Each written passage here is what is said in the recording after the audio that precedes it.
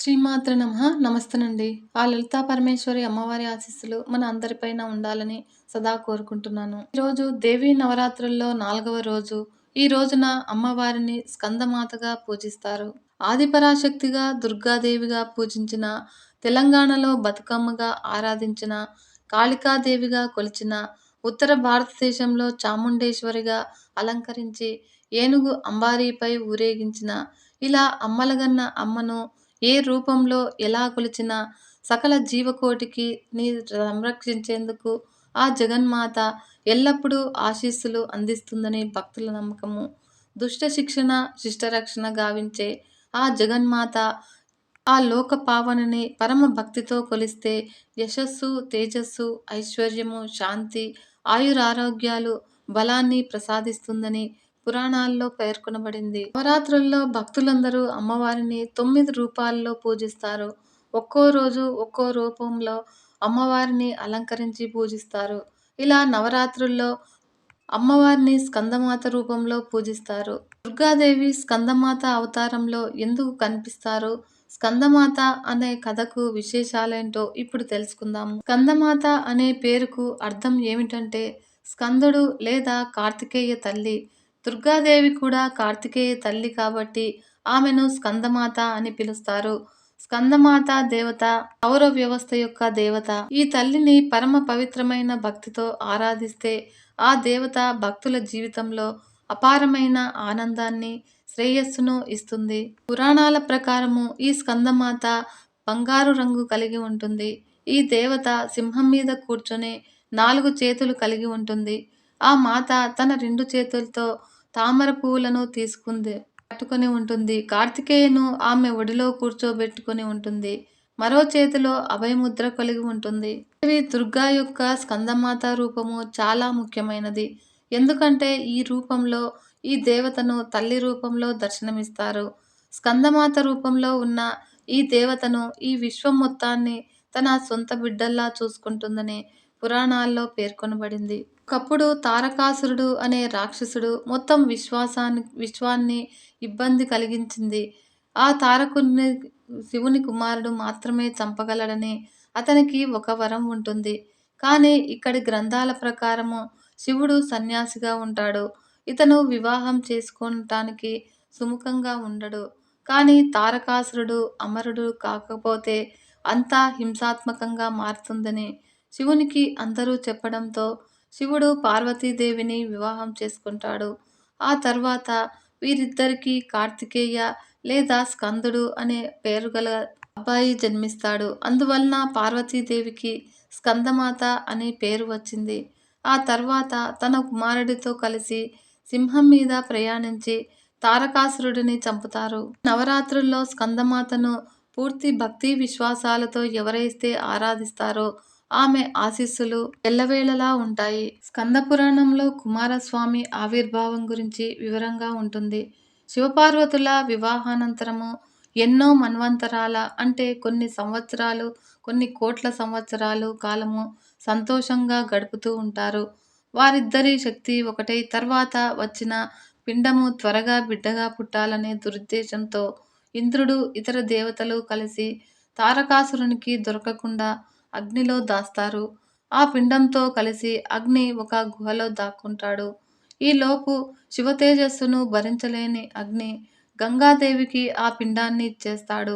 ఆ తేజస్సును భరించలేని గంగాదేవి ఆ పిండాన్ని రెల్లు పొదల్లో విడిచిపెడుతుంది. అప్పుడు ఆ పిండాన్ని 6 కృత్తికలు పోషించగా కుమారస్వామి జన్మిస్తాడు. ధ్యానం నుంచి బయటకు వచ్చిన పార్వతీదేవి తమ పిండము అగ్ని దగ్గర ఉందని తెలుసుకుంటుంది.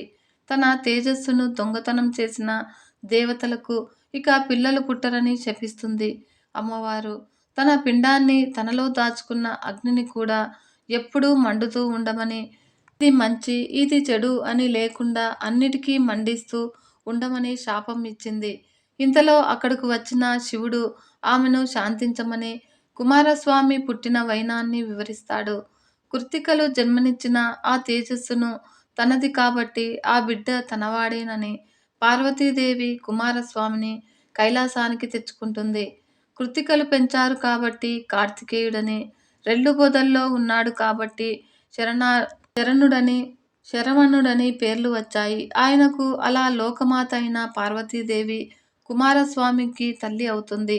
పెరిగి పెద్దవాడైన కుమారస్వామికి తారకాసురునికి శివపార్వతుల బిడ్డనైన తన వల్ల తప్ప మరణం లేదన్న విషయం తెలుసుకొని అతని సైన్యంతో కలిసి యుద్ధానికి సిద్ధమవుతాడు. దేవతల సేనకు అధ్యక్షుడై అతన్ని సంహరించడానికి సిద్ధమవుతాడు కార్తికేయుడు. ఆ సమయంలో పార్వతీదేవి దుర్గా అవతారం పొంది కుమారస్వామిని దీవిస్తుంది. అలా దేవసేనకు అధ్యక్షుడైన తారకాసుర సంహారం చేస్తాడు. కుమారస్వామి తిరిగి శంభు నిశుంభులతో యుద్ధ సమయంలో 5వ రోజున అమ్మవారు స్కందమాత దుర్గాదేవి అవతారంలో రణరంగంలోనికి వెళ్ళి కొంతమంది అసురులను చంపుతుంది. ఇలా స్కందమాత అవుతుంది అమ్మవారు దుర్గాదేవి. లలితాదేవి బండాసురుణ్ణి సంహరించిన విధానాన్ని గురించి ఇప్పుడు తెలుసుకుందాము. మన ఛానల్ని ఫస్ట్ టైం చూస్తున్నట్లయితే ఈ వీడియో కనుక మీకు నచ్చినట్లయితే లైక్ చేయండి ఫ్రెండ్స్. మరియు మన ఛానల్ని సబ్స్క్రైబ్ చేసుకుని మరింత ముందుకు తీసుకెళ్లగలరని ఆశిస్తున్నాను. లలితాదేవి రథం ఎక్కి బండాసురుణ్ణి చంపడానికి బయలుదేరుతుంది. ఆ రథము 9 అంతస్తులు కలిగి ఉంటుంది. అది 9 అంతస్తుల రథము. వాటినే నవావరణాలు అని అంటారు. వాటిలో 4 శివ ఆవరణాలు, 5 శక్తి ఆవరణాలు ఉంటాయి. వాటిని చక్రాలు అని కూడా అంటారు. శ్రీచక్ర ప్రథమ ఆవరణ అయిన భూపురత్రయ త్రిలోక మోహన చక్రంలో అధిదేవతగా త్రిపురాదేవి, యోగినీ దేవతగా ప్రకటన, యోగినీ దేవతతో సహా అనిమాది సిద్ధులు, బ్రాహ్మి మొదలైన అష్టమాతృకలు, సర్వ సంక్షోభిణి మొదలైన దశముద్రా శక్తులు ఉంటాయి. అనిమా సిద్ధే, లగిమా సిద్ధే, గరిమా సిద్ధే, మహిమా సిద్ధే, ఈశిత్వ సిద్ధే, వశిత్వ సిద్ధే, ప్రాకామ్య సిద్ధే, మాహేశ్వరి, కౌమారి, వైష్ణవి, వారాహి, మాహేంద్రి, చాముండే, మహాలక్ష్మి, సర్వ సంక్షోభిణి అనే మిగతా కొంతమంది. రెండవదైన షోడశదళ సర్వాశ పరిపూరక చక్రంలో సురేషి అధిదేవతగా, గుప్త యోగిని దేవతగా, కామాకర్షిణి మొదలైన షోడశ ఆకర్షణ దేవతలు ఉంటారు. కామాకర్షిణి, బుద్ధ్యాకర్షిణి, అహంకాకర్షిణి, శబ్దాకర్షిణి, స్పర్శాకర్షిణి, రూపాకర్షిణి, గుప్తయోగిని అనేవారు ఉంటారు. మూడవదైన అష్టదళ సర్వ సంక్షోభణ చక్రము అధిదేవత త్రిపుర సుందరి, యోగిని దేవత, గుప్తతర యోగినితో కూడి అనంగ కుసుమ మొదలైన దేవతలు, అష్టదేవతలు ఉంటారు. ఇంకా లలితాదేవి వెనుక 7 అంతస్తుల గేయ చక్ర రథము, 5 అంతస్తుల కిరిచక్ర రథము బయలుదేరుతాయి. లలితాదేవి దండయాత్రకు బయలుదేరిందన్న వార్త విన్న బండాసురుని శూన్యక నగరవాసులు భయభ్రాంతులవుతారు. భవనాలు అకారణంగా బీటలు వారుతూ ఉంటాయి. లలితాదేవి దండయాత్రకు బయలుదేరిందన్న వార్త విన్న శూన్యక పట్టణవాసులు భయభ్రాంతులవుతారు. ఉల్కలు పడటం ప్రారంభమవుతుంది. భూకంపము, భూమి మండిపడటంతో ప్రజలంతా వణికిపోసాగారు. చారుల ద్వారా ఈ సమాచారం విన్న బండాసురుడు భయపడక తుమ్ములు విశుక్రుడు విశంగుడిని పిలిపిస్తాడు. సామంతుల రాజులంతా సభాస్థలికి చేరుకుంటారు. లలితాదేవి యుద్ధ సంరంభంలో ఉన్న సమయంలో బండాసురుడి నగరమైన శూన్యక పట్టణంలో అనేక అపశకునాలు గోచరిస్తాయి. వెంటనే అతడు విశుక్ర విశంగులతో సమావేశం ఏర్పాటు చేస్తారు. విశుక్రుడు పరిస్థితిని విశ్లేషిస్తూ దేవతలు అందరూ అగ్నికుండంలో పడి మరణించారు. ఆ అగ్నికుండం నుండి మాత ఉద్భవించింది. అందరినీ పునరుజ్జీవులను చేసింది. మహిళా సేనతో మన మీదకు యుద్ధానికి బయలుదేరింది. వారంతా లేత చిగురుల వంటి ఆకులతో రాళ్లను పగలగొట్టడానికి ప్రయత్నిస్తున్నారు. అయినప్పటికీ మనము అప్రమత్తులమై మన సైన్యాన్ని వారి ఎదుర్కోవడానికి పంపించాలి అని అంటాడు. మాటలు విన్న విశంగుడు కొన్ని సూచనలు ఇస్తాడు. ఏ పనైనా బాగా ఆలోచించి చేయాలి. ముందుగా మన గూఢచారులను పంపించి వారి సైన్యం యొక్క బలము అంచనా వేయాలి. ఏ పరిస్థితుల్లోనూ వారిని తక్కువ అంచనా వేయకూడదు. గతంలో హిరణ్యకశిపుడు ఒక జంతువు చేతిలో మరణించాడు. శంభ నిశుంభులు ఒక మహిళా చేతిలో హతమయ్యారు. కాబట్టి వారి గురించి మరింత సమాచారం సంపాదించాలి. అసలు ఆమె ఎవరు? ఆమెకు అండదండగా ఉన్నవారెవరు? ఆమెకు కావలసినది ఏమిటి? ఈ ప్రశ్నలన్నింటికీ సమాధానం కావాలి అని వివరంగా చెప్తాడు. అదంతా విన్న భండాసురుడు ఆ మాటలను కొట్టిపారేస్తూ, దేవుళ్ళు అందరూ ఆమె వెనుక ఉన్నా భయపడవలసిన అవసరం లేదు. మన సైన్యంలో ఉన్న సేనాధిపతులు స్వర్గాన్నైనా వేయగలరు. వారందరూ హిరణ్యకశిపుడితో సమానమైన వారు. అటువంటిది ఒక అబలను జయించటం ఎంతసేపు? పనికిమాలిన ఆలోచనలతో బుర్రలు పాడు చేసుకోవద్దు అంటూ విషంగుడిని మందలించి పంపించేస్తాడు. తరువాత సింహాసనం నుంచి లేచి, విశాలాక్ష, సైన్యాన్ని సిద్ధం చేయి. శూన్యక పట్టణానికి రక్షణగా ఉండు.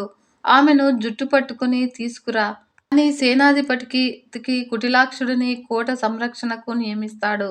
మంత్రులను, పురోహితులను పిలిపించి అభిచార హోమం అనే క్షుద్ర పూజ నిర్వహించమని ఆజ్ఞాపిస్తాడు.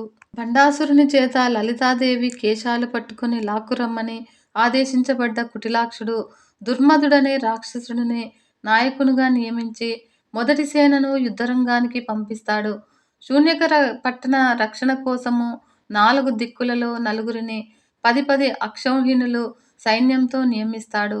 తూర్పు కోటను తాళజంగుడు, దక్షిణ కోటను తాళజంగుడు, తాళభుజుడు, ఉత్తర కోటను తాళకేతుడు, పడమటి కోటను తాళగ్రీవుడు తమ తమ సైన్యాలతో రక్షణగా ఉంటారు. శక్తిసేనను ఎదుర్కొనటానికి వచ్చిన దుర్మధ సైన్యాన్ని లలితాదేవి శూలం నుండి ఆవిర్భవించిన సంపత్కరీదేవి తన ఏనుగుల సమూహంతో ఎదిరిస్తుంది. తను చంపిన సైన్యము పరారవటం చూసిన దుర్మధుడు స్వయంగా ఒంటె వాహనుడై యుద్ధరంగంలో ప్రవేశిస్తాడు. కోలాహలం అన్న ఏనుగును అధిరోహించిన సంపత్కరీదేవి అతడిని ఎదుర్కొంటుంది. అప్పుడు జరిగిన భీకర పోరాటంలో సంపత్కరీదేవి కిరీటంలోని ఒక వజ్రపు రాయిని దుర్మధుడు పగలగొట్టగలుగుతాడు. దాంతో ఇంకా ఆగ్రహించిన దేవి దుర్మధుడిని గుండెల్లో బాణాలు నాటి చంపుతుంది. దుర్మధుడి మరణంతో భయపడ్డ అతని సైన్యము వెనుదిరిగి పారిపోతుంది. ఈ విషయం తెలుసుకున్న భండాసురుడు కోపాద్రిక్తుడై స్వయంగా ఖడ్గం తీసుకుని రణరంగానికి బయలుదేరతాడు. అది చూసిన అతని వద్దకు వచ్చిన కుటిలాక్షుడితో, దేవతలు కాని యక్షులు కాని దుర్మధుణ్ణి జయించలేకపోయారు. అటువంటి వీరుడు ఒక అబల చేతిలో మరణించాడు. ఆమెను వధించడానికి కురండకుని వెంటనే పంపించవలసింది అని ఆజ్ఞాపిస్తాడు భండాసురుడు. కురండకుని పిలిపించిన కుటిలాక్షుడు, నీవు మాయాయుద్ధంలో ఆరితేరిన వాడవు. వెంటనే సైన్యం తీసుకుని వెళ్ళి శత్రువును వధించిరా అని ఆజ్ఞాపించగా, కురండకుడు 20 అక్షౌహిణుల సైన్యాన్ని తీసుకుని యుద్ధరంగానికి బయలుదేరతాడు. సంపత్కరీదేవి సైన్యంలోని చండి, చెలి, ఇతనితో నేను యుద్ధం చేస్తాను, నీవు చంపలేవని కాదు, కానీ ఈ దుష్టుడు నా చేతుల్లో మరణించాలి అని వేడుకోవటంతో సంపత్కరీదేవి తన సైన్యాన్ని పక్కకు తప్పిస్తుంది. చండి కురండకుని పై బాణాల జడివాన కురిపిస్తుంది. ఆమె గుర్రపు సకిలింపునకు కురండకుని సైన్యము మూర్ఛపోతుంది. అప్పుడు చండి చేతిలోని పాశాయుధము నుండి కోట్లాది సర్పాలు వెలువడి సైన్యాన్ని బంధించి వేస్తాయి. కురండకుని బాణప్రయోగంతో చండి యొక్క వింటినారి తెగిపోవటంతో ఆమె కోపంతో అంకుశాన్ని విసిరివేస్తుంది. ఆ దెబ్బకు కురండకుడు మరణిస్తాడు. అంకుశం తర్వాత రాక్షస సైన్యాన్ని కూడా సంహరిస్తుంది.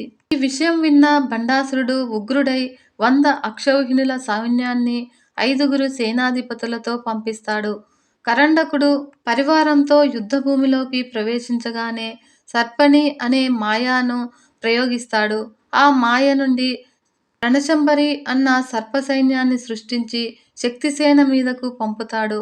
దానవులు ఇంతకు ముందు కూడా ఇటువంటి మాయాయుద్ధంతో ఎందరో దేవతలను హతమార్చారు. కోటానుకోట్ల సర్పాలు శక్తిసేనను హింసించటం మొదలుపెడతాయి. ఆ సర్పాలు మరణించి కూడా మళ్ళీ మళ్ళీ పుడుతూ ఉంటాయి. కరేంద్రి 100 గాడిదలను ఊంచిన రథం మీద చక్రంతో, వజ్రదంతుడు ఒంటెనెక్కి బల్లెంతో, అదే పేరుగల మరొక సేనాధిపతి 2 గద్దల రథం ఎక్కి బాణాలతో శక్తి సైన్యాన్ని సంహరించడం మొదలు పెడతారు. నకులీదేవి గరుడ వాహనారూఢురాలై రణరంగంలోనికి ప్రవేశిస్తుంది. ఆవిడ నోటి నుండి 32 కోట్ల ముంగీసలు ఉద్భవించి పుట్టిన పాములను పుట్టినట్టే మింగేయటం మొదలు పెడతాయి. నాగదేవత రణశంబరిని, నకులుని దేవత గరుడాస్త్రం ప్రయోగించి చంపేస్తుంది. అది చూసిన మిగిలిన 5గురు సేనాధిపతులు ఒక్కసారిగా నకులీదేవి మీదకు విరుచుకుపడతారు. వెనక నుండి నకులీదేవి ముంగిస సైన్యం వారి మీదకు దాడి చేస్తుంది. గగన మార్గం నుండి నకులీదేవి గరుడారూఢురాలై చేసిన యుద్ధంలో 5గురు సేనాధిపతుల తలలు నరికి హతమారుస్తుంది. సైనాధిపతుల మరణానంతరము 2 సోదరులను చర్చలకు పిలిపించిన బండాసురుడు, నా సేన పేరు చెప్పగలగానే పారిపోయే దేవతలలో ఇంతటి తెగింపు వచ్చింది అంటే నాకు సిగ్గుగా ఉంది. ఇప్పుడు మనం మూలాల్ని ఛేదించాలి. గుర్రాలు, ఏనుగులు ముందు నడుస్తూ ఉండగా ఆమె సైన్యాన్ని అంతటికీ వెనుకగా ఉన్నది చారుల ద్వారా తెలుస్తున్నది. అందుచేత ఆమె మీదకు వెనుక నుండి విషంగుడు దాడి చేయవలసి ఉంటుంది అని నిర్ణయం తీసుకోవడం జరుగుతుంది. లలితాదేవి వద్ద సైన్యం తక్కువగా ఉండటం వల్ల, వెనుక భాగం వద్ద రక్షణ లేకపోవటం వల్ల ఆ విధంగా దాడి చేయడము లాభదాయకమనిగా ఉంటుందన్న నమ్మకంతో విషంగుడు 15 అక్షౌహిణుల సైన్యంతో శక్తిసేన మీదకు దాడికి ఉపక్రమిస్తాడు. మొదటి రోజు యుద్ధానంతరము సాయం సమయంలో విషంగుడు కొద్దిపాటి సైన్యంతో నిశ్శబ్దంగా శక్తిసేన వెనుక భాగానికి చేరుకుంటాడు. ఆ పాటికి శక్తిసేన పడమటి దిక్కు వైపు సాగిపోతున్నది. విషంగసేన ఉత్తర దిక్కుగా కదిలి తూర్పు వైపు తిరుగారు. దగ్గరలోనే శ్రీచక్రరాజ రథం కనిపిస్తున్నది. లలితాదేవి చుట్టుపక్కల చాలా తక్కువ సైన్యం ఉన్నట్టు తెలుస్తుంది. లలితాదేవి తన పరిసరాల్లో ఉన్న సైన్యాన్ని గమనిస్తూ ఉన్న అవకాశం చూసుకొని విషంగుడు హఠాత్తుగా రథం వెనుక వైపు నుండి నిపాటవం అన్న ఆయుధంతో దాడి చేస్తాడు. అక్కడే ఉన్న అనిమాదేవితో సహా ఇతర దేవతలు ఒక్క క్షణం అవాక్కయ్యి మరుక్షణమే తేరుకొని తిరుగుదాడికి సిద్ధమయ్యారు. సరిగ్గా అదే సమయంలో కుటిలాక్షుడు 10 అక్షౌహిణుల సైన్యంతో ముందు నుండి దాడి చేయ ఉపక్రమిస్తాడు. రెండు పక్కల నుండి జరుగుతున్న దాడిని చూసిన లలితాదేవికి ఆగ్రహం కలుగుతుంది.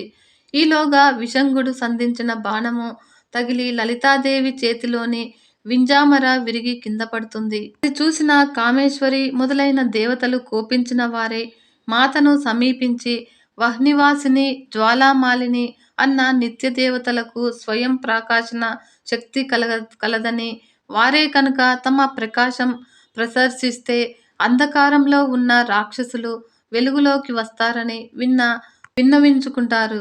లలితాదేవి అనుమతితో వహ్నివాసిని, జ్వాలామాలిని అగ్నిగుండాల వలె ప్రకాశించసాగారు. చీకటి మాటున దాక్కొని యుద్ధం చేస్తున్న రాక్షసులందరూ ఆ ప్రకాశం ఫలితంగా వెలుగులోకి వస్తారు. లలితాదేవి యొక్క షోడశ నిత్యాదేవతలు వారిని హతమార్చి వేస్తారు. మిగిలిన సేనాధిపతులందరూ మరణించడంతో విశుంగుడు శరీరమంతా గాయాలతో నిర్జలంగా రణరంగం నుండి పారిపోతాడు. ఆ విశంగుడు రణరంగం నుండి వెనుదిరగడం చూసిన కుటిలాక్షుడు కూడా పారిపోతాడు. నిత్యాదేవతల పరాక్రమం చూసిన లలితాదేవి ఆనందం పొందుతుంది. అనుకోకుండా రాత్రి సమయంలో జరిగిన దాడి చూసిన మంత్రినీదేవి, దండనాథాదేవి దుఃఖితులవుతారు. అంత పటిష్టమైన రక్షణ ఏర్పాట్లు చేసిన అసురుల దాడి నుండి తట్టుకోలేక విఫలమైపోతుందని బాధపడతారు. ఇరువురు కలిసి లలితాదేవి వద్దకు వెళ్లి జరిగిన సంఘటనకు తమ బాధ వ్యక్తంపరిచి కోట రక్షణకై మరింత పటిష్టమైన ఏర్పాట్లు చేస్తారు. లలితాదేవి జ్వాలామాలిని దేవిని, ఓ వత్స, నీవు అగ్నిస్వరూపవు, జ్వాలామాలనే నీ ఆకారము కనుక సైన్యం చుట్టూతా 100 యోజనల వెడల్పు 30 యోజనాల పొడవు ఉన్న ఒక అగ్ని ప్రాకారము నిర్మాణం చెయ్యి అన్న ఆజ్ఞతో జ్వాలామాలిని అగ్ని ప్రాకారం నిర్మిస్తుంది. ఆ యోజనము అంటే సుమారు 8 మైళ్ళు ఉంటుంది. దేవి సైన్యం రాకపోకలకు వీలుగా శూన్యపురానికి అభిముఖంగా గోడకు దక్షిణ కొస వద్ద ఒక యోజన భాగం వాకిలి ఏర్పాట్లు చేస్తుంది. దండనాథాదేవి కూటమిలో ఒకరైన స్తంభినీదేవి 20 అక్షౌహిణుల సేనతో వాకిలి వద్ద కావలి ఉంటుంది. శత్రువుల కోట ఆక్రమణకు విఘ్నకారిణి అయినందువలన ఆమెను విఘ్నదేవి అని కూడా అంటారు. ఈ ఏర్పాట్లన్నీ పూర్తయ్యేసరికి సాయం సమయం అవుతుంది. ఈ సమాచారం తెలిసిన బండాసురుడికి భయం ఆవరించి తదుపరి కార్యం గురించి ఆలోచించసాగాడు. ఈ మారు చతుర్బాహు మొదలుకొని ఉపమాయుడి వరకు తనకున్న 30 మంది కొడుకులను యుద్ధరంగంలోనికి దింపుతాడు. కుమారులారా, ఈ సృష్టిలో మీతో సమానమైన వారు మరెవ్వరూ లేరు. మాయావి అయిన ఒక స్త్రీ మన వారందరినీ సంహరిస్తుంది. మీరు ఆమెను ఓడించి సజీవంగా పట్టుకోండి అని ఆదేశిస్తాడు బండాసురుడు. యుద్ధరంగంలో దేవికి కుడి ఎడమలలో శ్యామల దండనాయికలు, ముందు వెనుక సంపత్కరి అశ్వారూఢులు సైన్య సమేతులై వ్యూహాలు పన్ని రక్షణగా ఉన్న సమయంలో బండపుత్రులు అమితమైన సైన్యంతో ఒక్కసారిగా వెనుక నుండి ముట్టడి చేస్తారు. ఆ సమయంలో ముమ్మూర్తుల తల్లినే పోలి ఉన్న లలితాదేవి కుమార్తె అయిన బాలాదేవి తల్లి సమీపంలో ఉంటుంది. ఆమె నిత్య బాలా స్వరూపిణి. బండాసురుని కొడుకులు యుద్ధరంగంలోనికి ప్రవేశించిన వార్త తెలిసి ఆ బాలిక వారిని తాను ఎదుర్కొంటానని అనుమతినివ్వమని తల్లిని వేడుకుంటుంది. కానీ మొదట లలితాదేవి సందేహం వ్యక్తపరిచిన కుమార్తె శౌర్యము, ఆత్మశక్తి తెలుసుకొని బండపుత్రులను ఎదుర్కొనటానికి అనుమతించి కవచాన్ని బహుమతిగా ఇస్తుంది. 100 హంసలచే లాగబడుతున్న కర్ణి అన్న రథం ఎక్కి బాలాదేవి యుద్ధరంగంలోనికి ప్రవేశించటం చూసిన మంత్రిని దండనాయకులు ఆశ్చర్యచకితులవుతారు. కానీ వెనువెంటనే కర్తవ్యం తెలుసుకుని ఆమెకు సంరక్షణకు అంగరక్షకులుగా నిలబడతారు. బాలాదేవి బండాసురుడి 30 మంది కొడుకులతో చేస్తున్న భీకరమైన పోరాటం చూసిన వారంతా విస్తుపోతారు.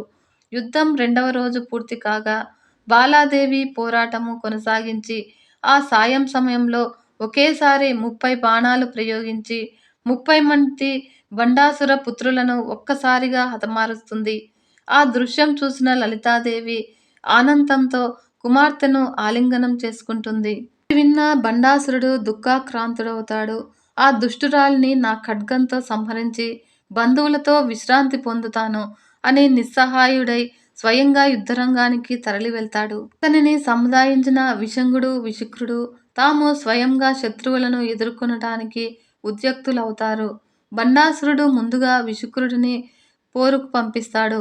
విశుక్ర, శత్రువుల స్థావరమైన వాళ్ళ దగ్గరికి ప్రవేశించి జయవిఘ్నం అన్న యంత్రాన్ని స్థాపించు అని ఆజ్ఞాపిస్తాడు. రాత్రి అంధకారంలో విశుక్రుడు చుట్టూ కట్టబడిన వహ్ని ప్రాకారము సమీపిస్తాడు. లోపలికి వెళ్ళటానికి మార్గం కనిపించక ప్రాకారానికి బయటే ఉండి శిలవట్టం అనే యంత్రాన్ని రచించి బలిపూజలు చేసి ఆ యంత్రంపై నుండి ప్రాకారం లోపలికి దూకుతాడు. ఒక పదునైన రాతి మీద ఒక తాంత్రిక గుర్తు రచించి కొన్ని తాంత్రిక పూజలు నిర్వహిస్తాడు. అనంతరము మంత్రించిన శిలవట్టం అన్న రాతిని బలవంతంగా ప్రయోగించి విసిరేస్తాడు. ఈ అగ్ని ప్రాకారం మీద ఒక ప్రాంతంలో ఆ రాయి పడుతుంది. వహ్ని ప్రాకారంలో జయవిష్ణు యంత్రాన్ని స్థాపిస్తాడు. ఆ మాయా యంత్ర ప్రభావం వల్ల శక్తిసేనలో ఒక విధమైన అలసత్వం ఏర్పడుతుంది. వారిలో వారు వాదించుకోవటం మొదలెడతారు. ఈ యుద్ధం చేయటమే తప్పు. దేవతల పక్షాన యుద్ధం చేయవలసిన అవసరము మనకేముంది? అసలు ఈ లలితాదేవి ఎవరు?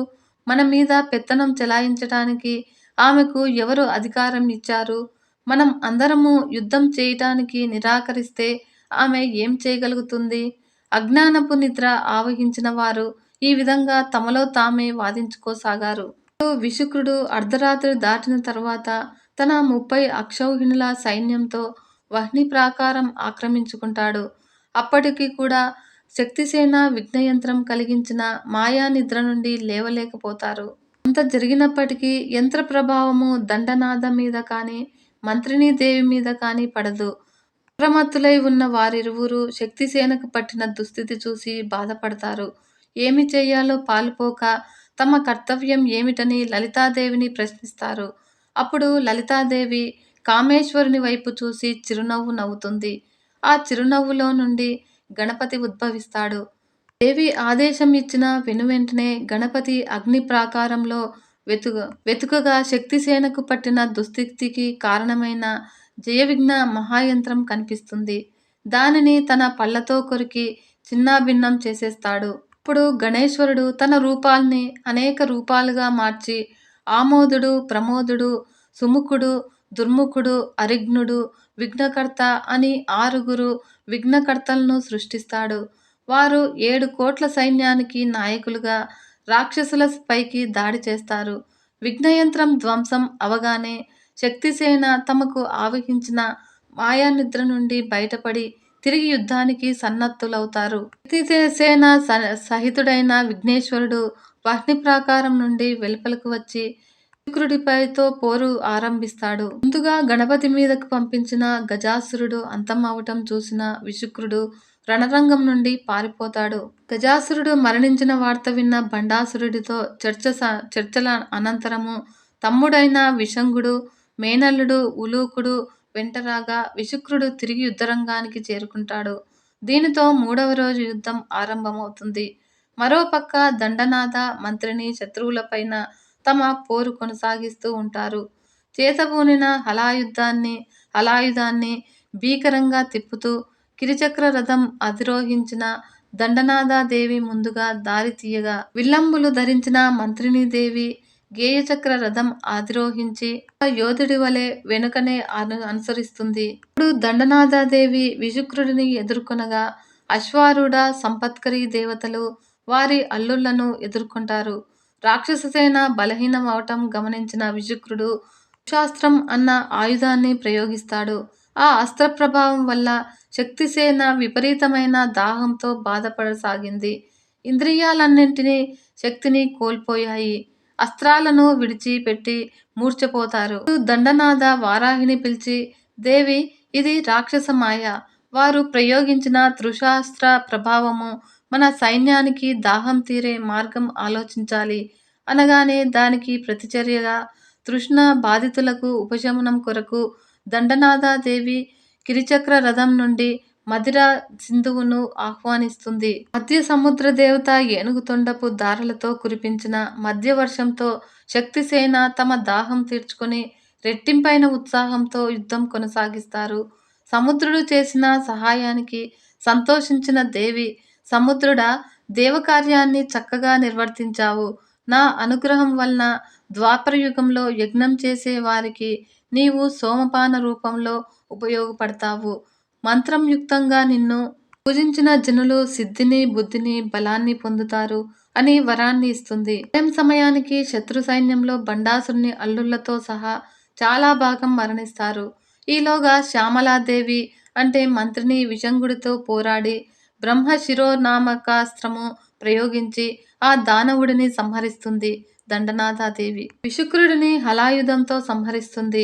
ఆ పాటికి అర్ధరాత్రి అయింది. భండాసురుని ఓదార్చటానికి ఇక మిగిలింది కుటిలాక్షుడు మాత్రమే.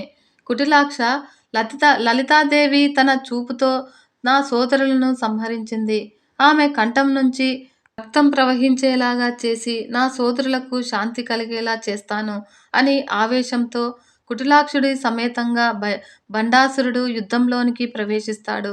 అతని వెనుక 2185 అక్షౌహిణుల సైన్యము, 40 మంది సేనాధిపతులు ఉంటారు. ఘాతకము అంటే నరకంలో హింస అన్న కత్తి చేతబూనాడు. రణరంగంలో ప్రవేశించి భండాసురుడు వజ్రఘోషతో సమానమైన మేఘనాదం చేస్తాడు. ఆ ధ్వని విన్న లలితాదేవి స్వయంగా శ్రీచక్ర రథంలో యుద్ధానికి బయలుదేరుతుంది. ఆమె వెనుక గేయచక్ర రథంలో మంత్రినీదేవి, కిరిచక్ర రథంలో పోత్రినీదేవి అనుసరిస్తూ ఉంటారు. ఆ వెనుక కోట్లాది శక్తి దేవతలు అనుసరిస్తారు. ఆ దేవతలు శస్త్రాలు, మంత్రపూరితమైన ఆయుధాలు, ప్రత్యస్త్రాలు, శత్రువులు ప్రయోగిస్తున్న ఆయుధాలను ఎదుర్కొనే ఆయుధాలు ప్రయోగించటంలో ఒకరికన్నా ఒకరు ఏమాత్రమూ తీసిపోరు. భండాసురుడు ప్రయోగించిన మంత్రతంత్ర ఆయుధాలతో అంధతామిత్రం అన్న అస్త్రము, లలితాదేవి గాయత్రి అస్త్రము, అంతకాస్త్రమును, మృత్యుంజయాస్త్రంతో, సర్వాస్త్ర మృత్యుతో, ధారణ అస్త్రంతో ఎదుర్కొంటుంది. ఈ విధంగా ఇరువురు అనేక ప్రత్యస్త్రాలు ప్రయోగిస్తూ భీకర పోరు చేస్తూ ఉంటారు. శక్తిసేనను ఆయుష్ను తగ్గించడానికి ప్రయోగించిన ఆయుహ్ అన్న అస్త్రము ఎదుర్కోటానికి లలితాదేవి ధనస్సు నుండి అచ్యుతుడు, అనంతుడు, గోవిందుడు బయలుదేరి వారి హూంకారంతో భండాసురుడి అస్త్రప్రభావం లేకుండా చేసి తల్లికి నమస్కరించి భూలోకానికి తిరిగి వెళ్ళిపోతారు. మహాసురాస్త్రం నుండి పుట్టుకొచ్చిన మధుకైటభులను, మహిషాసురుడిని, రక్తబీజుడిని, మరి ఇతర అసురులను పునర్జీవితులను చేస్తాడు భండాసురుడు. లలితాదేవి పెద్దగా వికటాట్టహాసం చేస్తుంది. అట్టహాసం నుండి చండీ సప్తశతిలోని ఇతర దేవతలతో సహా దుర్గాదేవి ఆవిర్భవిస్తుంది. ఆమెకు పరమేశ్వరుడు శూలాన్ని, విష్ణువు చక్రాన్ని, అగ్ని శక్తిని, వాయువు ధనుస్సును, కుబేరుడు పానపాత్రను, శివుడు కాలదండాన్ని, పాశాన్ని ఇస్తారు. ఆమె సింహాసనారూఢురాలై మహిషాసురాది రాక్షసులను సంహరిస్తుంది. తరువాత బండాసురుడు సోమకుడుని మరికొంతమంది రాక్షసులను పుట్టిస్తాడు. అప్పుడు లలితాదేవి తన వేళ్ల గోళ్ల నుండి విష్ణువు యొక్క 10 రూపాలను ఆవిర్భవింపచేస్తుంది. నారాయణుడి దశావతారాలు అయిన ఆయా రూపాలలో వధించిన రాక్షసులందరినీ బండాసురుడు సృష్టించడం ఆరంభిస్తాడు. లలితాదేవి 2 చేతుల యొక్క ఒక్కొక్క వేలు నుండి ఒక్కొక్క అవతారం ఆవిర్భవించి ఆ రాక్షసులను వధిస్తారు.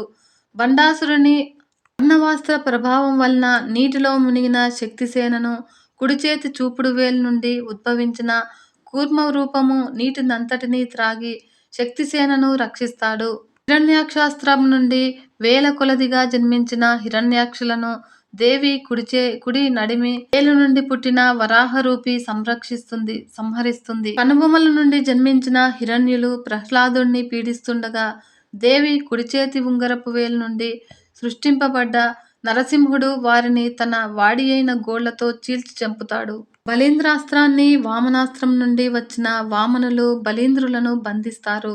హైహయాస్త్రం నుండి పుట్టిన కార్తవీర్యులను లలితాదేవి కుడి చేతి నుండి పుట్టిన పరశురాములు సంహరిస్తారు. ఇప్పుడు బండాసురుడు ఆగ్రహంతో చేసిన హూంకారం నుండి పుట్టుకొచ్చిన చంద్రహాస ఖడ్గము నుండి కుంభకర్ణుడు, మేఘనాథుడు వెంటరాగా పుట్టుకొచ్చిన రావణాసురుడిని లలితాదేవి ఎడమచేతి చూపుడు వేలు నుండి రామలక్ష్మణులను సంహరిస్తారు. బండాసురుడు సృష్టించిన ద్వివిధాస్త్రుడు అనే మైన కోతులను పుట్టించగా తల్లి ఎడమచేతి నడిమివేలు నుండి ఉద్భవించిన బలరాముడు ఆ కోతులను సంహరించేస్తాడు.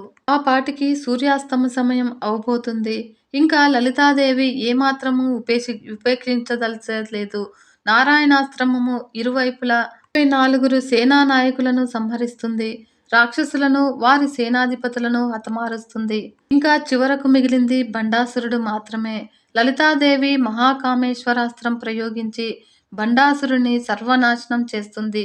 ఫలితంగా శూన్యక పట్టణము దహించుకుపోయి బూడిద కుప్పగా మారిపోతుంది. ఇక బండాసురుడు మరణించిన తర్వాత లలితాదేవి యొక్క తన చల్లని చూపులతో శక్తి సైన్యాన్ని తరలికి తగిలిన గాయాలన్నింటినీ పోగొట్టుతుంది.